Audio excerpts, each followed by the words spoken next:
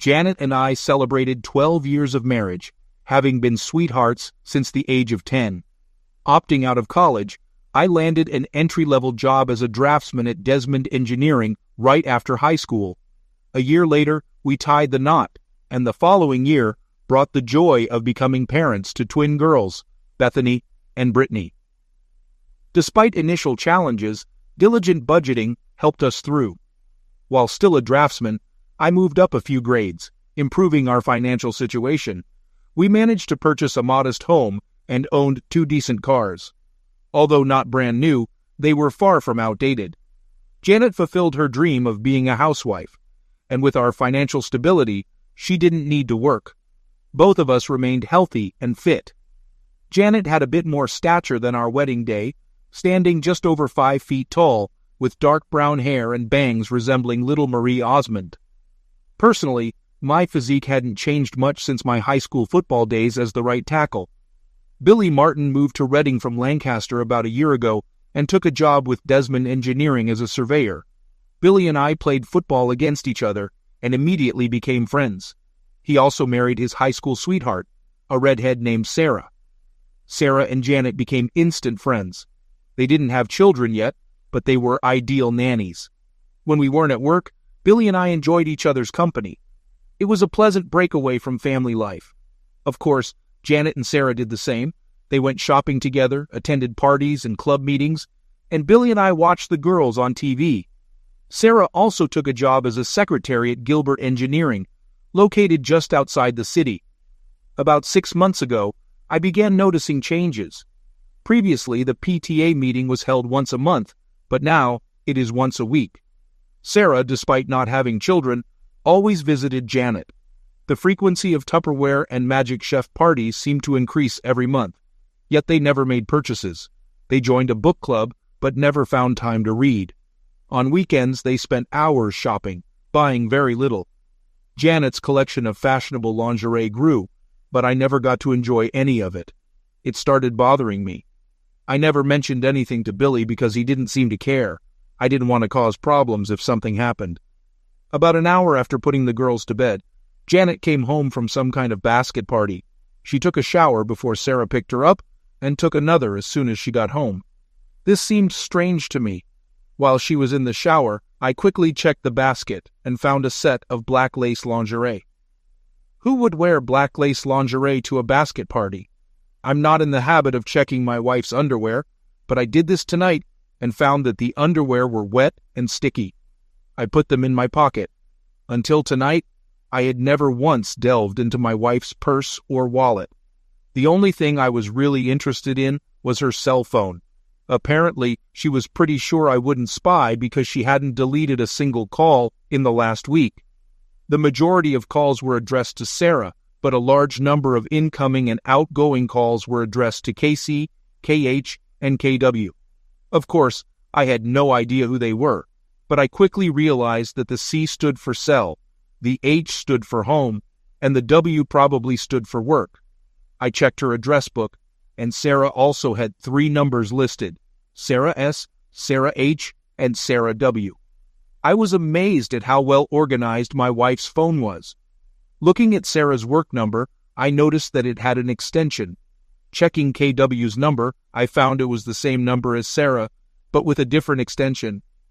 It wasn't hard to guess that Janet was calling and receiving calls from someone who worked with Sarah. It was also easy to guess that Sarah must have been the one who introduced Janet, and the mysterious company, K. Gilbert Engineering, was now closed. I took Janet's phone and dialed KW's number. Upon approaching Ken Sanders' desk, I heard a recorded message stating that he wasn't available at the moment. The message suggested leaving a name and phone number for a callback. After the signal, I ended the call, finding it too easy. Janet poked her head around the doorway and inquired if I was going to bed. I responded that I was almost done with the book and would get up once finished, acknowledging the possibility of falling asleep on the sofa. It was my intention to sleep on the couch. It was a restless night. I kept trying to figure out what I did wrong or what I could have done differently. It was a terrible waste of time and mental effort. Every time I redirected my thoughts to what I should do, they kept coming back to what I should do. I kept looking at the clock and it didn't move. All I knew for sure was that I was not going to take any blame for what happened, or what was going to happen. I woke up to the sounds of my two little angels cooking breakfast. Janet encouraged them to take care of themselves rather than wait. The idea was good, and it appeared to be effective. While stretching and scratching myself, my wife entered the room and mentioned that I should hurry up or I'd be late for work. I assured her it wasn't a problem as I wasn't going to work that day. When she questioned why, I explained it was due to too many personal problems. With a yawn, I headed towards the bathroom, realizing I needed a shower. Upon my return, Janet seemed a bit puzzled as the girls had already left for school. I grabbed a cup of coffee and sat at the table opposite my wife, who looked at me hesitantly, as if anticipating something but uncertain about what.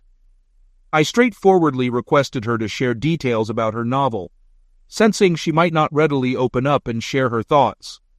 In response, she asked if my downcast mood was due to suspicions of her being unfaithful. I confirmed my concerns and pressed her to discuss the novel. Despite being married for 12 years, she questioned why I would entertain such thoughts. I insisted on discussing her novel, citing my work commitments for the day and a refusal to engage in games. My wife, with affection, let out an exasperated sigh and leaned in, reassuring me that there was no romance in her novel. I sarcastically acknowledged her honesty, but expressed my inability to appreciate it at the moment.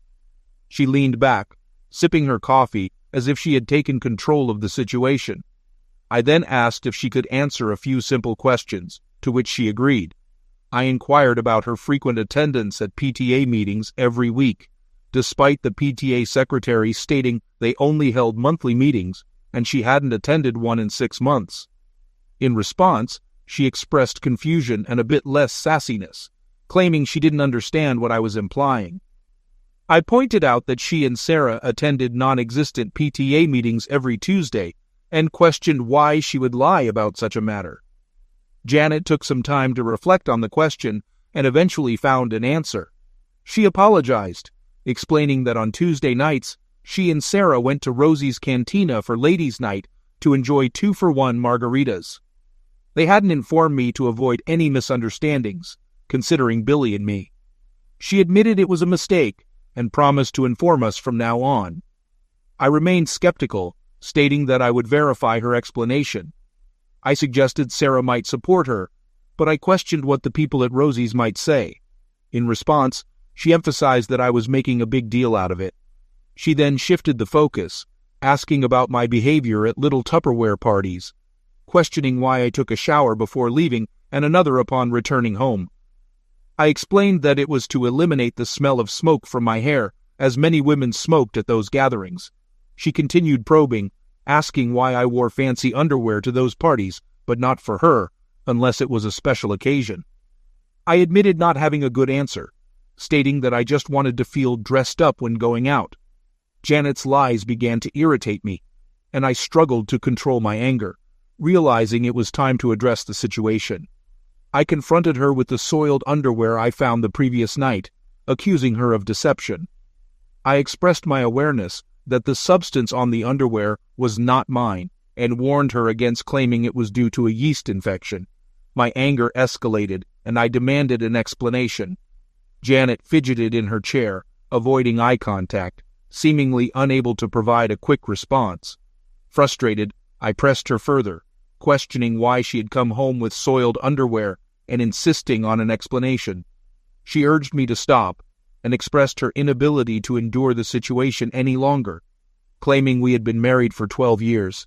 She questioned how I could treat her in such a manner. The continuous stream of lies and constant denial overwhelmed me with all the strength I could muster. I hurled my partially filled coffee cup across the room, shattering the front of the microwave. This time, there was no doubt I had Janet's attention.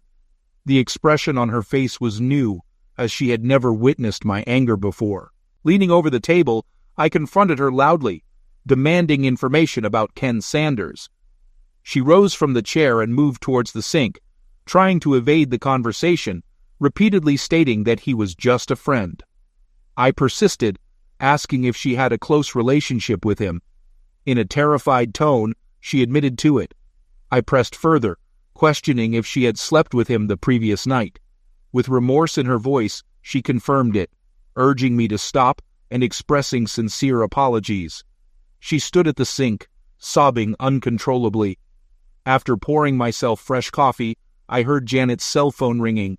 Her eyes shifted nervously between me and the phone as she suggested answering it, identifying the caller as Ken. I pressed the speakerphone button and greeted Ken, who sounded distressed, mentioning a call attempt on his work number the previous night. Janet seemed frozen with fear, and I nodded in acknowledgement. She hesitated in responding to Ken's inquiries about her presence and whether something was wrong, eventually admitting that I was present and aware of their situation. I intervened, addressing Ken and informing him that I had some matters to attend to in the morning, but promised to visit him in the afternoon. I suggested having emergency on speed dial. Ken didn't hang up but remained silent. Ending the call, I returned the phone to my pocket. Janet, now in her robe, stood at the sink, trembling. Expressing my intention to leave, I posed one final question about the name of the guy Sarah was dating. She reacted by pleading with me not to ask. In her distress, she threw the second cup across the room, causing it to crash against the tiled wall behind the sink. In a hurried manner, she provided the name as Kelvin, specifically mentioning Calvin Bostic. She informed me of her return later in the afternoon and instructed me to clear out my belongings before then. She mentioned her mother staying with the girls temporarily and assured assistance in retrieving any items I couldn't fit in my car. She emphasized not to contact her and requested informing her mother of my whereabouts. She remained still, offering no further words as I walked out the door. Of course, I had no idea what to do next. I decided to go into the office and see Billy. I considered him a friend and believed he should know what was happening. It was easy to deduce that Sarah met Calvin at work and became friends with him. Ken was likely Calvin's friend in need of a date. I might have simplified this a bit, but I thought it was close enough. Billy was absent from the office, probably engaged in some form of betting or similar activities. I called him on his cell phone and shared the distressing news about Janet and Sarah having boyfriends, revealing that the supposed meetings and Tupperware parties were actually social gatherings. He questioned the credibility of the information and found it hard to believe. I suggested asking Sarah about a guy named Calvin Bostic, who worked with her and Gilbert, as I suspected she might have introduced Janet to someone from their workplace. Billy expressed disbelief upon learning about Calvin Bostic, as they had graduated together. I also mentioned a guy named Ken Sanders, describing him as a tall, skinny individual. I shared my belief that Janet would likely warn Sarah soon, as she had given me various excuses before finally confessing. After our conversation, I went to HR to request a short leave, finding it impossible to focus on work. It took only 10 minutes to transfer my tasks to another draftsman. Meanwhile, Janet's cell phone rang, displaying Sarah's name on the caller ID. I answered the call, pretending to be Janet, and inquired about the situation. Sarah apologized, thinking she was calling Janet, and mentioned that Billy had received information at the office. Expressing my anger and disgust, I asked Sarah to clarify what someone had said to Billy. She revealed that she intended to take Janet home and suggested that bothering Janet at that moment was not ideal, as she was busy packing her belongings.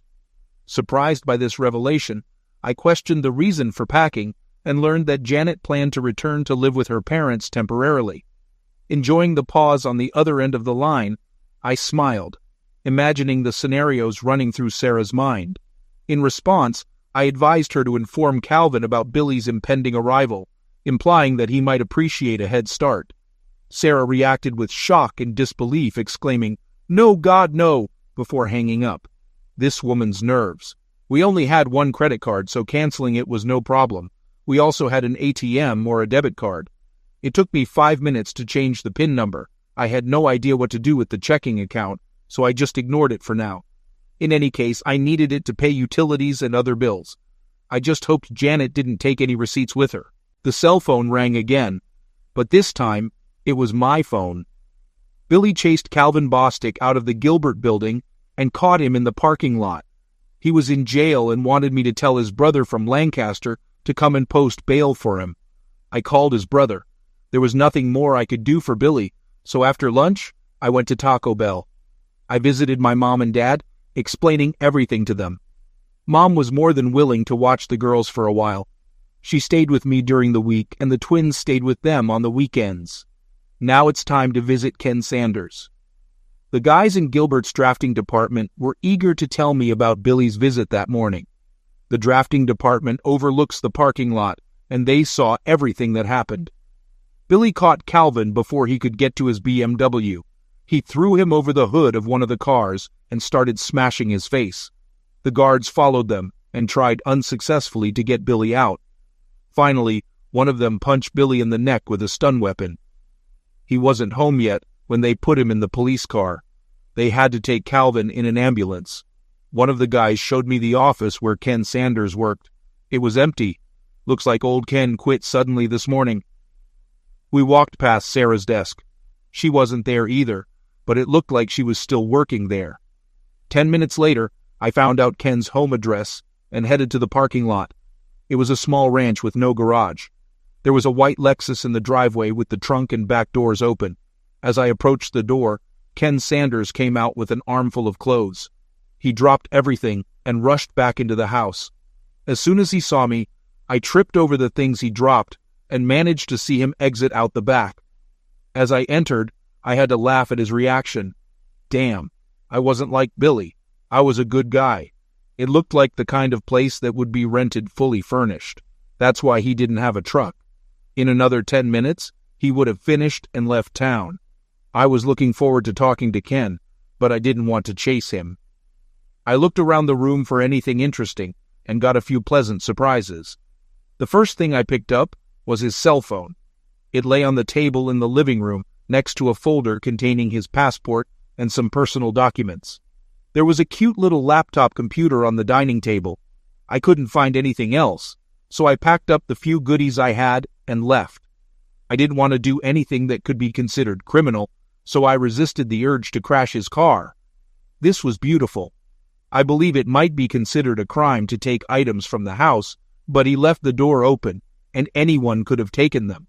Unable to restrain myself entirely, I let the air out of just one of his tires. He'd need to empty the truck to access the spare tire, and I'm sure he'd do it with one eye on the street, searching for me. I'll retrieve it later. He got the message. I went to the prison to see Billy. His brother and he were occupied with legal matters, so I just waved and smiled at him. It seemed he had everything under control. Mom was already at home and dinner had started. We chatted briefly, and then I brought the things I bought from Ken into the office where my computer and belongings were kept. Before I could examine them closely, Beth and Britt returned from school. I decided it would be best to inform them about what was happening before they inquired. I didn't get a chance.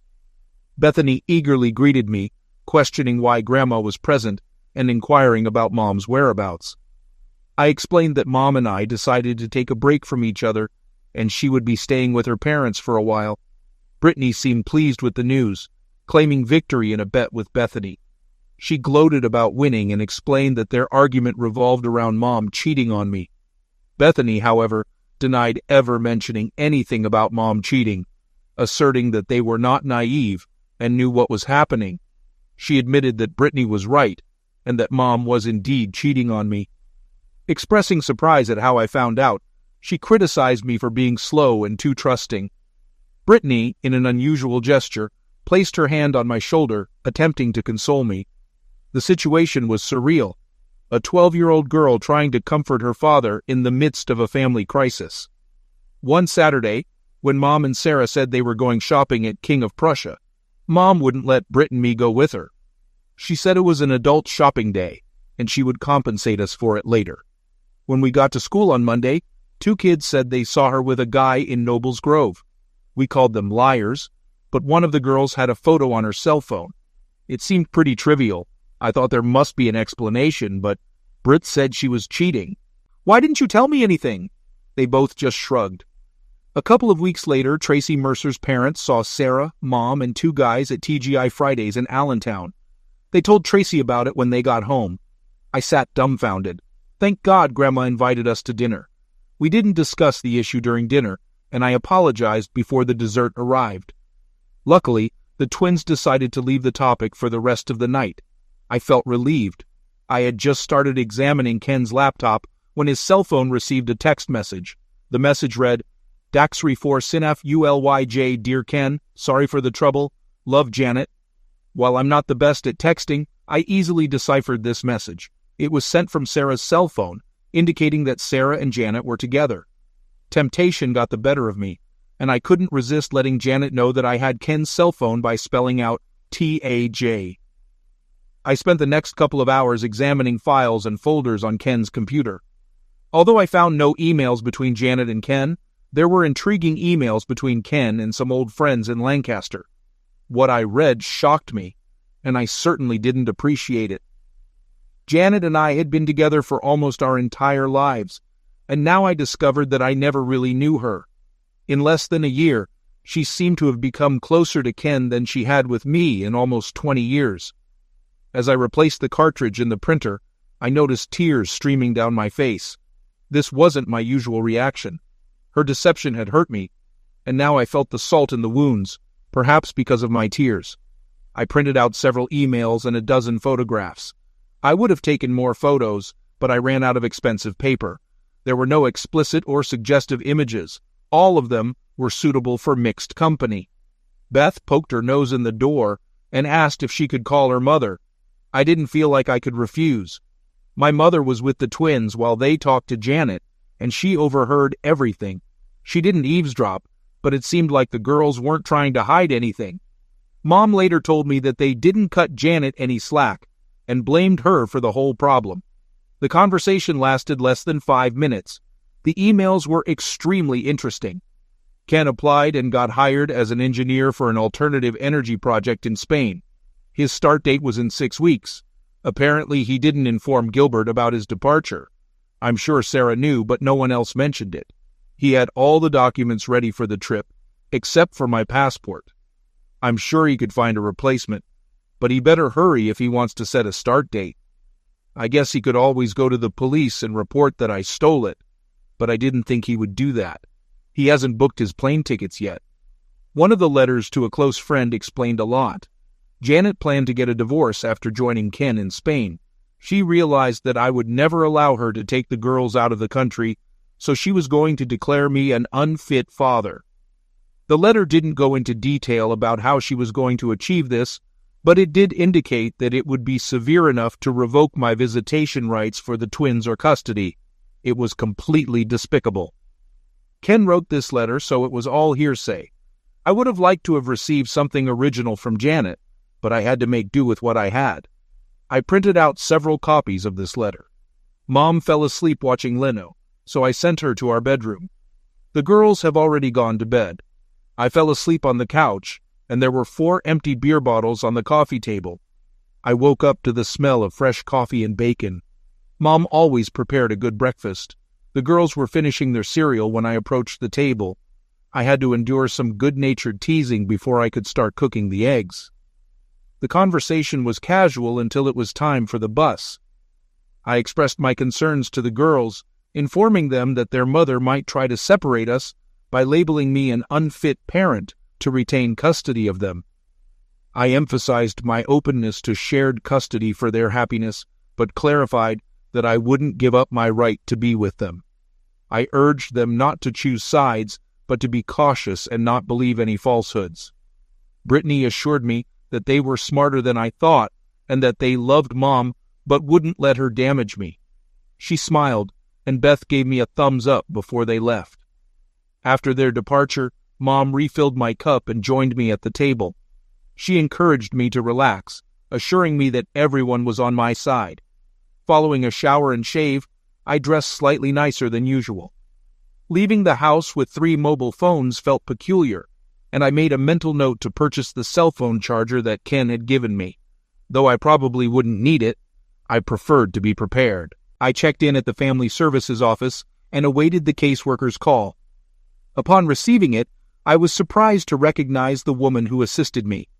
Jody Mitchell, whom I hadn't seen in over 10 years, greeted me with a remark about our shared past in high school.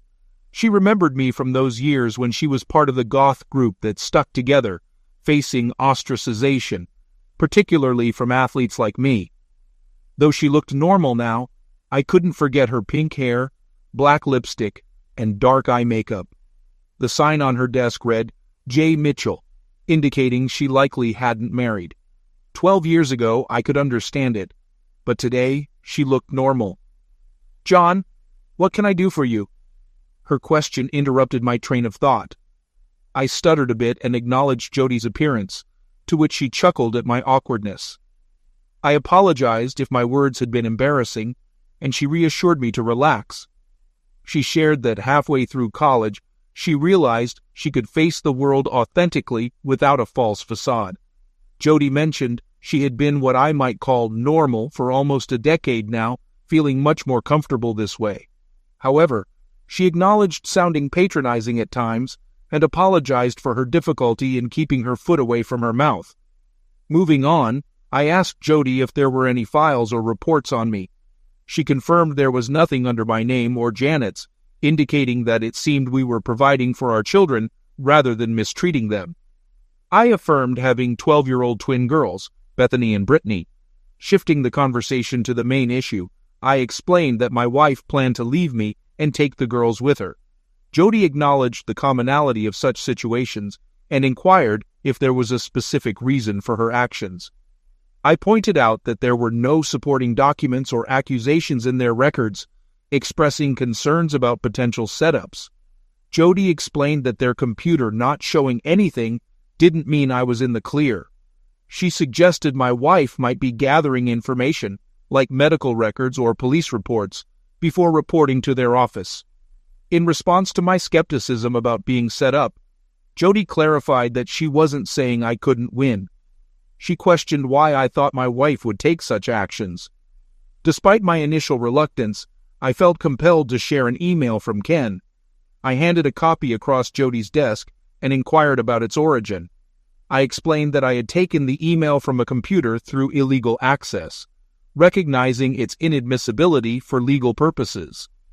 I mentioned the word conspiracy without understanding its legal definition, and expressed my confusion and concern about how to protect myself and my daughters in this situation, especially since I couldn't afford a lawyer. Jody Mitchell relaxed in her chair, and I maintained eye contact without blinking. She rocked back and forth before leaning toward me and suggesting I come back the next morning. I agreed and asked if I could keep the copy of the letter. After receiving confirmation, I left, and she bid farewell, expressing that it was nice to see me. I smiled, and she returned the gesture, revealing a new side of Jody. Lacking connections to lawyers, I resorted to picking one from the phone book. Despite knowing about my wife's intention to divorce me, I wanted to secure my position given the circumstances. I wasn't certain about our financial situation in the coming days, so I paid the lawyer up front in cash for the entire package. I urged him to proceed in the fastest and easiest way, allowing her to have the house as it was worth less than the mortgage. I insisted on joint custody of the twins, with the possibility of taking full custody if feasible, and agreed to pay child support, but not alimony.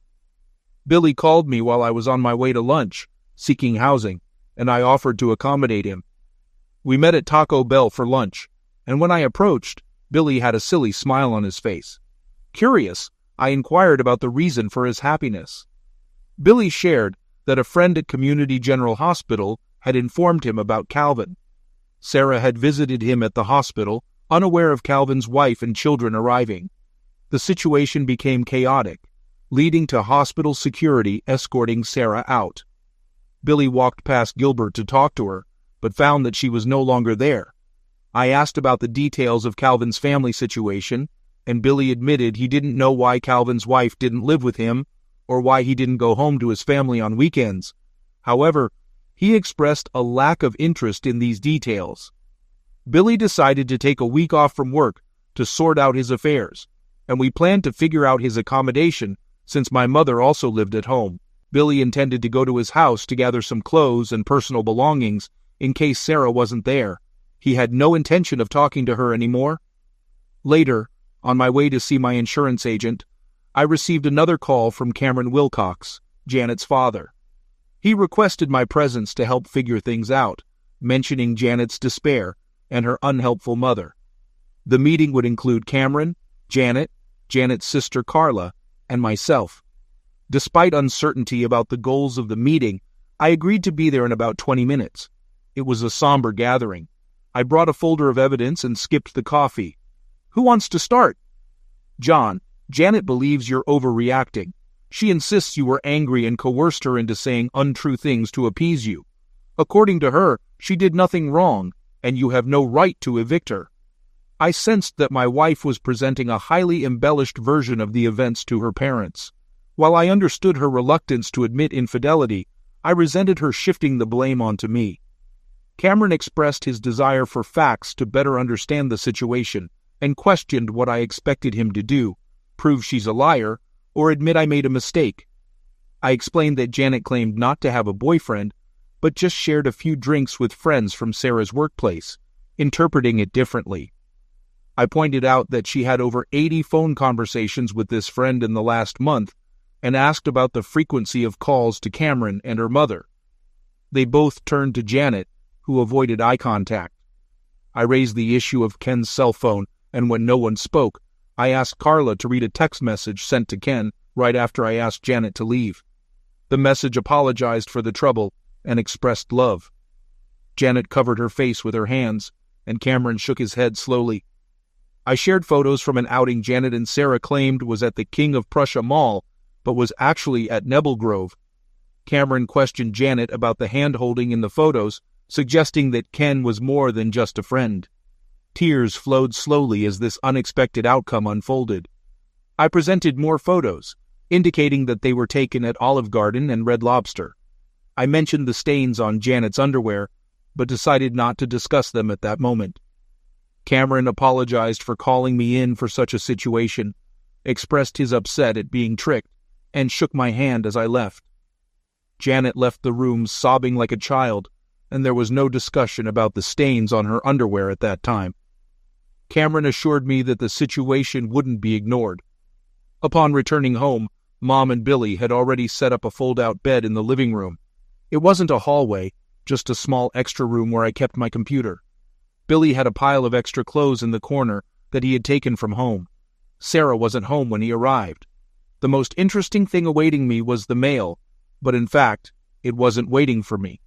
It was for Janet. A beautiful official envelope from the passport department. I knew I shouldn't open it, but I couldn't help myself. It was, of course, a passport, more precisely, a family passport. The photo featured Janet and the two girls.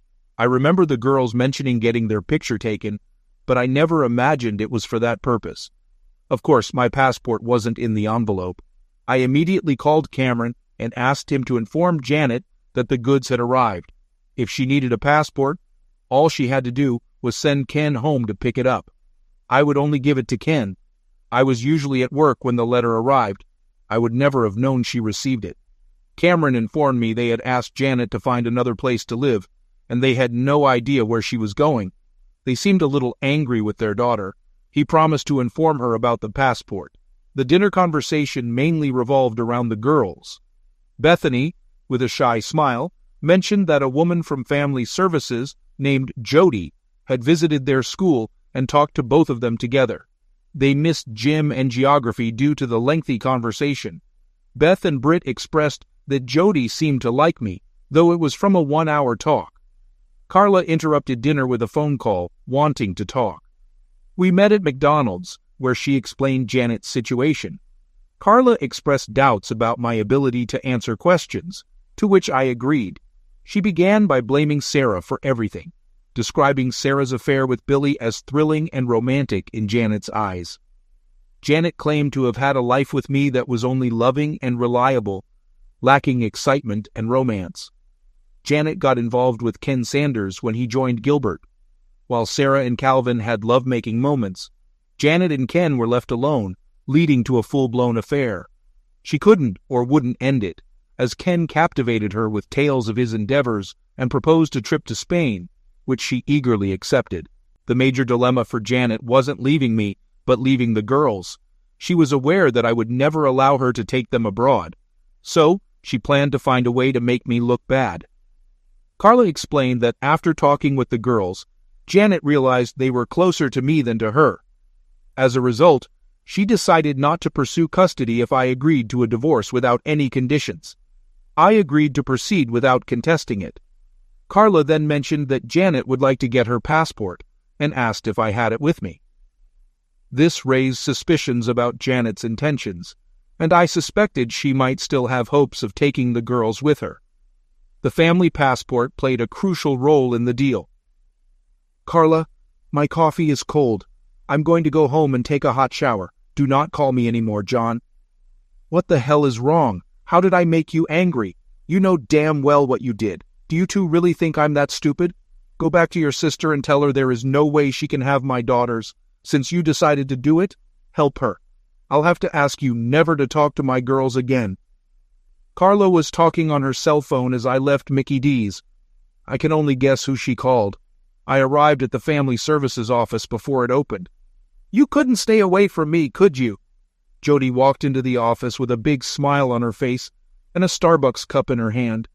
She motioned for me to sit down and apologized for not having more coffee. "I think you know that I talked to your daughters yesterday." I nodded and smiled. For some reason, I was a little tongue-tied, out of my element. I remembered that the same thing happened the last time I talked to her. Since I was with Janet my whole life, I never had the opportunity to develop any social skills with other women. Looks like I've paid for it now. Is something wrong, John? Apart from that? No, I wasn't trying to be smart. I just couldn't formulate the words. "I'm so sorry, Jody. I think I'd better leave. I'm not aware of all this. This morning.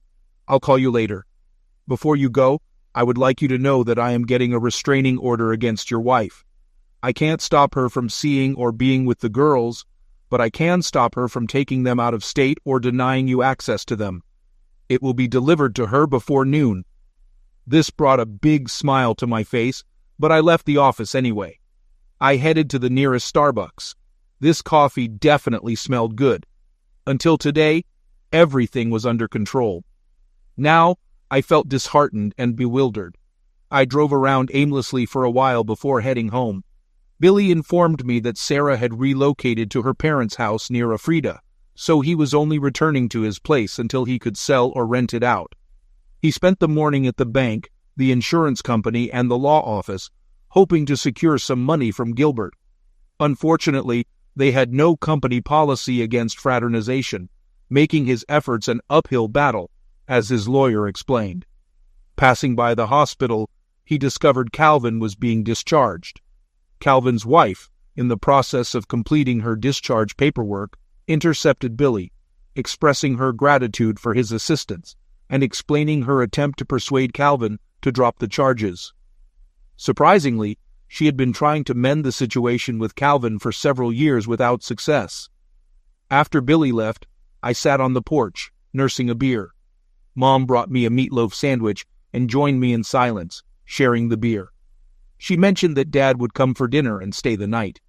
When Jody Mitchell arrived, Mom retreated into the house. Jody sat beside me, declining the cold beer I offered. We sat in silence for a few moments before she spoke. "I served Janet's papers about an hour ago. She was quite upset, by the way, staying with her sister. I finished the long neck I was holding. It may seem good, but why do I feel so bad? In such situations there's nothing good, John, just less bad." I pulled out another beer, hesitated, and returned it to the refrigerator. "Could you come in and explain all this to the girls? I get along with them, but no matter how carefully I phrase it, it might sound like I'm blaming their mother. I fear it could push them away. How about 7 tonight?" I nodded, and she stood up, walking to her car. Halfway there, she looked back, a positive sign, and I smiled. She smiled back. Jody visited that evening and spent considerable time with Beth and Britt. Billy and I busied ourselves searching his house, removing anything that belonged to or reminded him of Sarah. Jody began frequenting our house several times a week, spending as much time with my mom as with the girls. I noticed she was avoiding me. While this suited me, I was curious. One evening, after the girls had gone to bed, she sat beside me. I felt the need to talk to her, but she initiated the conversation. She asked if I had any wine, preferably with a cork. I explained that I had wine, but they all had screw caps. She found it amusing and requested something red, so I poured a bottle into a container that resembled more of a jug. As we drank, I gathered the courage to discuss the girl's well-being during her visits. She mentioned that the twins were fine and didn't necessarily need to see her. Surprisingly, she clarified that she visited to see me, not the girls. I was confused, as she rarely engaged in conversation during her visits. She admitted that she thought I might have a rule against fraternizing with clients, which we both found amusing. To lighten the mood, she brought up the topic of tattoos and expressed surprise that I hadn't asked to see hers. I confessed that I had 4 tattoos from my high school days, 3 of which were easily visible, and 1 more discreet. She playfully suggested a game of finding the tattoos, maintaining quiet to avoid waking the girls. The 4th tattoo was in a secluded place, and I admired her for a while before she left, apparently before the twins woke up. However, I sensed they might have been aware of what occurred. I instructed my lawyer from the phone book to finalize and deliver the divorce papers. Janet, still residing with Carla, received the papers, but there was no response. Several more weeks passed, and my father's health declined. Mom spent more time with him than with me. Luckily, school concluded, and the girls spent the summer with her. By the end of summer, Dad moved to a nursing home. Billy and I assisted Mom in preparing the family home for sale, and she moved back in with me. Jody visited the girls at their mother's all summer and spent 3 or 4 evenings a week with me. They went shopping and out to dinner together, and I appreciated the attention Brittany and Bethany were giving. At least I didn't envy them anymore. I was pretty sure they knew what was going on between Jody and me. Janet called the girls about once a week, but the conversations were always short, and according to her mother, seemed tense most of the time. The twins didn't even tell me she called. Billy's divorce from Sarah was finalized. I had no idea what my status was. He also decided he wanted to start his own surveying business and asked me to come with him. I didn't have enough money to contribute until my mom came to the rescue. When she and her father ran out of money, Medicare picked up his expenses. Instead of watching it all disappear, she thought I should use it for business. I believe she also thought of it as an investment in her future. 3 months later, Billy and I had our own small surveying business. Fortunately, my drawing skills developed into drawing stories. About a week into the new semester, the twins were visited by their mother. They thought they would go to the guidance office to see Jody, and they were both disappointed to see Janet. They tried their best to be polite and respectful to her, but they still couldn't. She told them she loved them both and was sorry things turned out the way they did. She was going to Spain to see the windmills and would send them some postcards. She promised to call them every year on their birthday and send them amazing Christmas gifts. They said she cried when she left. Janet never called me to tell me she was leaving, but the next week, her parents showed up at the house. They apologized again for what Janet did, but made no attempt to defend her or justify her actions. Brittany and Bethany were their sole grandchildren, and they desired the opportunity to see them. I had no qualms about their request. They conveyed that Carla felt too ashamed to approach me, torn between her sister and her parents. 2 months later, my divorce was officially concluded. Jody and I opted to celebrate at Red Lobster. It was a rare evening without the girls, who seemed content. In fact, I believe they were somewhat elated. We spent the night at a local Holiday Inn. The twins welcomed me back with delight at 10 o'clock the following morning. Though they didn't voice it, they smiled from ear to ear throughout the day. A year later, everything was going well, but unfortunately, my father passed away. Mom considered relocating to Florida with her sister, but was reluctant to leave the girls. The twins thought their grandmother should depart, but proposed that Jody take her place, even if she couldn't cook as well as my mother. They also insisted they were old enough to have separate rooms. It was an evident and viable plan. The girls received birthday cards from their mother, but there was no phone call. She also sent numerous postcards, all depicting Spanish windmills. I wasn't sure of the significance. For Christmas, she sent 2 stylish embroidered dresses, unaware that the girls were entering their teens and might experience a growth spurt. Surprisingly, they didn't mind that the dresses were too small. Gilbert Engineering became our major client. Billy was pleased to discover that Calvin was now teaching electronics at Lebanon County Vocational School, a significant downgrade. Calvin was no longer married, and Sarah remarried and relocated to California. Ken Sanders didn't last 6 months in his new job, now working in the States, but his whereabouts remained unknown. Billy sought information through his high school's alumni association. My best friend always believed I got away with Ken too easily. Strangely, the girls continued to receive postcards featuring windmills, with no specific information, just general sentiments. Cameron informed me that Janet called them several times from her job at a travel agency in Barcelona. She never mentioned Ken, or disclosed details about their past. Jody and I quietly got married in Maryland. A year later, she was expecting, and Brittany and Bethany were as thrilled as we were. They looked forward to having a goth sister, sharing a private joke that they never let me in on. The significance of Spanish windmills remained a mystery to me.